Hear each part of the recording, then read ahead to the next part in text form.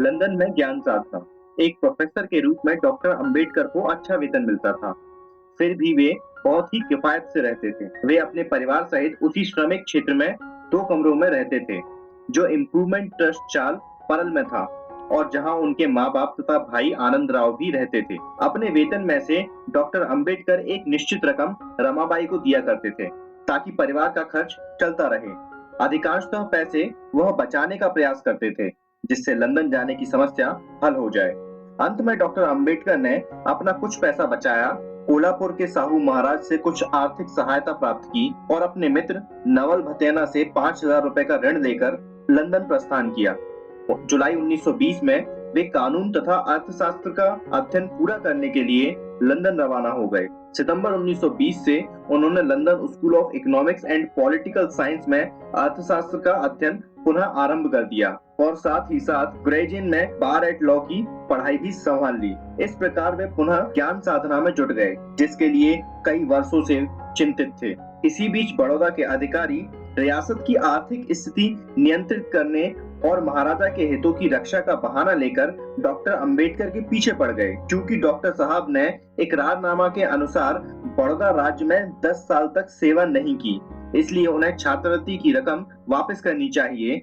यह किस्सा उन्होंने गढ़ लिया। इन अधिकारियों ने सेंट होम कॉलेज के प्रिंसिपल, बॉम्बे के शिक्षा विभाग तथा बॉम्बे के एक प्रसिद्ध मजदूर नेता को लिखा कि वे डॉक्टर अंबेडकर से रकम वापस करवाने में मदद करें।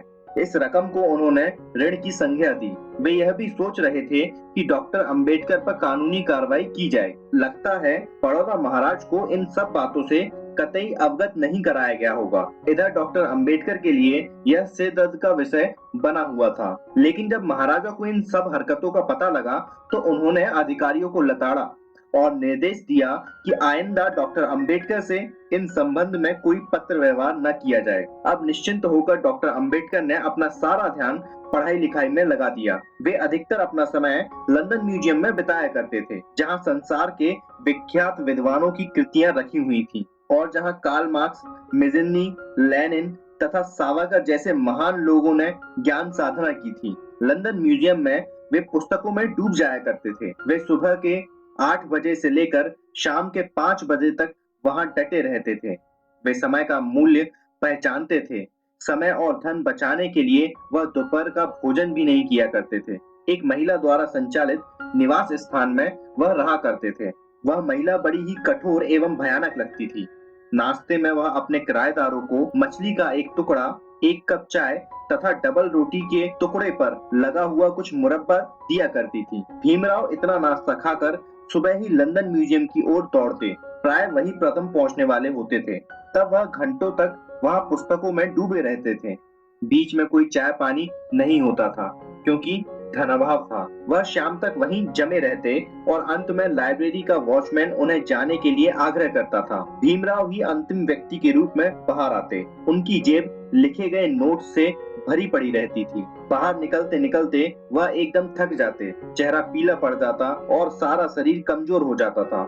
शरीर से अत्यधिक काम लिया जाए, यह उनका सिद्धांत बन गया था। उनकी ज्ञान साधना केवल लंदन म्यूजियम तक ही सीमित नहीं थी। वह Indian office library, London university तथा शहर की सबसे बड़ी लाइब्रेरीज में घंटों विध्ययन में लीन रहते थे। इस प्रकार अपनी थीसिस की तैयारी में वे दिन रात जुटे रहते थे। ऐसे कड़े परिश्रम के पश्चात वह शाम को खुली हवा में 1 आध घंटे के लिए घूमा करते थे और फिर वे रात का भोजन उसी महिला के यहाँ करते, जहाँ ठहरे हुए थे। वह महिला भोजन के साथ थोड़े बिस्कुट, थोड़ा मक्खन और दे दिया करती थी, ताकि विद्यार्थी लोग शिकायत न करें। वह महिला इतनी बेरुखी थी कि बाद में डॉक्टर साहब ने कहीं लिखा, वह मकान मालकिन बड़ी खतरनाक महिला थी। मैं सदैव उसकी आत्मा की शांति के लिए प्रार्थना करता रहता था, लेकिन मुझे विश्वास है वह तबाह होकर ही रहेगी। भोजन के बाद उनके अध्ययन का दूसरा दौर अपने निवास स्थान पर चलता। रात्रि के 10 बजे तक यदि मानसिक भूख शांत न हो जाती तो वे पेट की भूख से कुलबुलाते। भूख उन्हें पागल बना देती। उनकी जान पहचान का एक भारतीय दयालु व्यक्ति वही था, जिसने पापड़ों का एक टीन उन्हें दिया ताकि वह उन्हें इस्तेमाल कर सके। रात को वह 1 कप चाय और 4 पापड़ों को खाकर अपनी भूख मिटाते। फिर वह ध्यान यज्ञ में लीन हो जाते। यह यज्ञ सुबह तड़के तक चलता रहता। जब उनका रूम साथी अस्नोडकर एक अच्छी नींद के बाद अचानक उठता, वह भीमराव को पढ़ते ही देखा करता था। तब वह उनसे प्रार्थना करता कि भाई साहब, अब तो आप कृपया कर सो जाइए। लेकिन डॉक्टर साहब का नम्र निवेदन होता कि गरीबी के कारण उनके पास इतना समय नहीं है कि वह लंदन में ही पड़ा रहे। उसे तो जहां तक हो वहां तक शीघ्र ही अध्ययन समाप्त कर भारत लौटना है। यदा-कदा उनके पास जेब खर्चे की कमी हो जाती तो अपने मित्र भतेना को पत्र लिखते। वह भी सच्चा मित्र था, जिसने सदैव उनके लिए धन भेजा। एक बार उन्होंने अपने पत्र में लिखा, मेरा विश्वास करो, मुझे अत्यधिक खेद है कि मैं तुम्हें तंग करता हूँ। मैं पूर्णतः महसूस करता हूँ कि वे तकलीफें जो मैं तुम्हें देता हूँ, वे ऐसी हैं जिन्हें परम मित्र ही सहन कर सकता है। मुझे पूर्ण आशा है कि मेरे बार-बार पैसे मांगने से तुम्हारी कमर कमजोर नहीं होगी। तुम मुझसे अलगाव नहीं चाहोगे क्योंकि तुम ही मेरे एकमात्र प्रिय मित्र हो। भीमराव ने लंदन से जर्मनी जाने के लिए भतेना से 2000 रुपए की मांग की। भतेना ने वह रकम भेज दी। उसने सच्ची मित्रता का परिचय दिया। बेंजामिन फ्रैंकलिन ने, जिसने एक बहुत ही निर्धन लड़के के रूप में जीवन प्रारंभ किया और जो एक महान व्यक्ति बना, कहा था कि सफलता दो बातों पर निर्भर होती है, परिश्रम और मित्रता। भीमराव ने इसी सिद्धांत का परिपालन किया। वह महीने भर 8 पाउंड में गुजारा करते थे, जो बहुत ही कम रकम होती है। फिर भी वे मन और शरीर से बहुत स्वस्थ बने रहे। वे मुश्किल से ही कपड़ों पर कुछ खर्च किया करते थे। शहर में आने जाने के लिए कोई पैसा खर्च नहीं किया करते थे। पैदल ही एक स्थान से दूसरे स्थान जाया करते थे। होटलों में एक पैसा भी खर्च नहीं करते, न कभी दावतों में शामिल होते और न ही कभी थिएटर देखते। कुछ ही व्यक्ति इस प्रकार जीवन बिताकर इतिहास में महान बन पाए हैं। कड़े परिश्रम और घोर कठिनाइयों और उच्च चिंतन तथा ज्ञान साधना के द्वारा ही सफलता ऐसे लोगों के पैर चूमती है। निसंदेह भीमराव उच्च शिक्षा की प्राप्ति में लीन थे, पर उन्होंने अपने जीवन के मूल लक्ष्यों को भुलाया नहीं था। महान आदमी वास्तव में भोग विलास के लिए नहीं जीता, बल्कि अपनी कर्तव्य निष्ठा का अभ्यास करता है। उन्होंने उस समय के भारतीय मामलों के विदेश मंत्री मांटेंग से मुलाकात की और उस समय लंदन में पधारे विट्ठल भाई पटेल से भी वे मिले। उन्हें भारत में रहने वाले अछूतों की दयनीय स्थिति के बारे में अवगत कराया। लंदन से ही वे मूकनायक को संभालने का प्रयास करते रहे और निरंतर लेख एवं पत्र लिखते रहे। प्रत्येक पत्र में उन्होंने इसी बात पर बल दिया कि अछूत जातियों में एकता एवं संगठन स्थापित हो। वे सामूहिक दृष्टि से अपनी समस्याओं का समाधान ढूंढ सकें। वे सदैव अपने समाज के नेताओं के स्वास्थ्य के बारे में पूछते रहते थे। उन्हें अपने मूकनायक के संपादक की खैर-खवाह की चिंता बनी रहती। हालांकि वह संपादक आत्म प्रशंसा में डूबकर पत्र के जनक भीमराव को उपेक्षित करने लगा था। लेकिन वे तो केवल इतना ही चाहते थे कि पत्र का प्रकाशन निरंतर चलता रहे। उन दिनों डॉक्टर अंबेडकर को मराठी ड्रामा पढ़ने का शौक था। वे अपने मित्र सिरतारकर को निरंतर लिखते रहते थे कि वह उन्हें महाराष्ट्र के प्रसिद्ध लेखक गडकरी के मराठी ड्रामा भेजते रहें।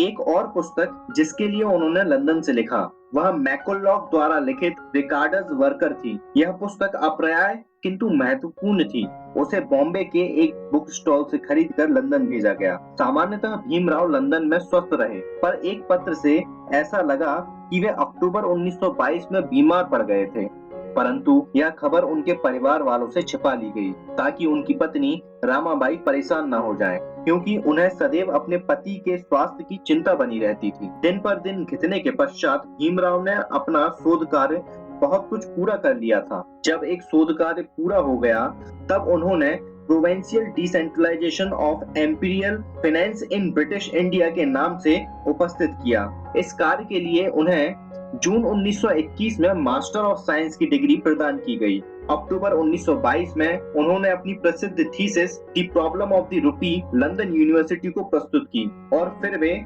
बार एट लॉ की परीक्षा के लिए कानून के अध्ययन में जुट गए। कानून की परीक्षा वह पहले नहीं कर पाए थे, क्योंकि एक ओर तो वे डीएससी के शोध कार्य में संलग्न थे और दूसरी ओर उन्हें वे कानून की पुस्तकें प्राप्त न हो पाई जिनके लिए कुछ विद्यार्थियों ने उन्हें देने का वादा किया था।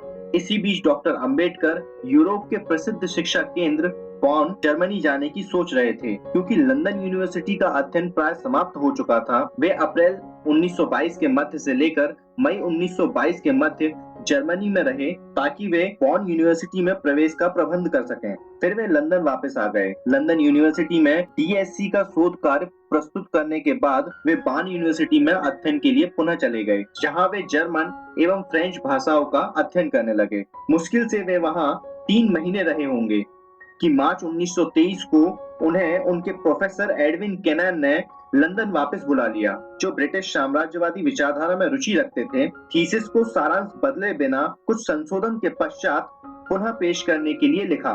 डॉक्टर अंबेडकर की थीसिस ने कट्टरवादी ब्रिटिश परीक्षकों के मन में कुछ उत्तेजना पैदा कर दी, जिसका प्रतिफल उन्हें इस रूप में मिला। वैचारिक जगत में उत्तेजना पैदा करने का डॉक्टर साहब का यह प्रथम अवसर नहीं था। कुछ दिनों पहले जब उन्होंने विद्यार्थियों के संघ के समक्ष responsibilities of A responsible government नामक लेख पढ़ा, तो बड़ी गर्मागर्म बहस हुई। उससे वैचारिक जगत में भी उत्तेजना फैली और डॉक्टर अंबेडकर को भारतीय क्रांतिकारी समझा जाने लगा। यहाँ तक कि प्रोफेसर हेराल्ड जे लॉफ्की ने, जो उस समय लंदन स्कूल ऑफ साइंस में अध्यापन कर रहे थे, कहा कि लेख में जो विचार व्यक्त किए गए हैं स्पष्टतः क्रांतिकारी स्वरूप के ही हैं। डॉक्टर अंबेडकर प्रोफेसर केनान की सलाह के अनुसार अपने प्रबंध में आवश्यक सुधार करने में जुट गए, लेकिन पास में जितना पैसा था वह समाप्त होता जा रहा था। जो कुछ पेट काट कर थोड़ा सा धन उन्होंने इकट्ठा किया था, वह उन्होंने पुस्तकों के खरीदने पर खर्च कर दिया था। उधर भारत में परिवार की आर्थिक स्थिति बिगड़ती जा रही थी। अतः अपनी थीसिस पर विचार केंद्रित करते हुए वे 14 अप्रैल 1923 को बॉम्बे वापस लौट आए। कुछ दिनों के पश्चात उन्होंने अपनी thesis the problem of the rupee को बॉम्बे से पुनः लंदन यूनिवर्सिटी को भेजा। इस बार परीक्षकों ने उसे स्वीकार कर लिया और अंत में भीमराव को डीएससी की डिग्री प्रदान की गई। कई वर्षों के कड़े परिश्रम का फल उन्हें मिला, जिसे पाकर वे अत्यधिक प्रसन्न हुए। लंदन के मैसर्स पीएस किंग एंड सन ने दिसंबर 1923 में उसे प्रकाशित किया। भीमराव ने ग्रंथ को अपने पूजनीय माता पिताजी को समर्पित किया, जिन्होंने अपने पुत्र को महान बनाने में अनेक प्रकार के कष्टों का सामना किया था। इस ग्रंथ की भूमिका उनके ही शिक्षक प्रोफेसर एडविन केनन ने लिखी। प्रोफेसर केनन वैसे कई बातों से सहमत नहीं थे, पर ग्रंथ की उन्होंने प्रशंसा की, क्योंकि उसमें विचार एवं दृष्टिकोण की ताजगी थी, जो सामयिक रूप से महत्वपूर्ण थी। डॉक्टर अंबेडकर शिक्षा की दृष्टि से पूर्णतः परिपक्व हो गए। उन्होंने कोलंबिया यूनिवर्सिटी से एमए, पीएचडी, लंदन यूनिवर्सिटी से एमएससी, डीएससी और ग्रेजिन से बार एट लॉ की डिग्री प्राप्त कर ली। अब वे दलितों की आर्थिक, सामाजिक और राजनीतिक समस्याओं पर अधिकार पूर्वक विचार कर सकते थे और उनका मार्गदर्शन भी कर सकते थे। अतः उनका ध्यान वकालत द्वारा परिवार के भरण पोषण तथा समाज सुधार की ओर गया। उनकी यह मान्यता थी कि परिवार एवं समाज दोनों का साथ साथ ध्यान रखना आवश्यक है, ताकि एक के लिए दूसरे की उपेक्षा न हो।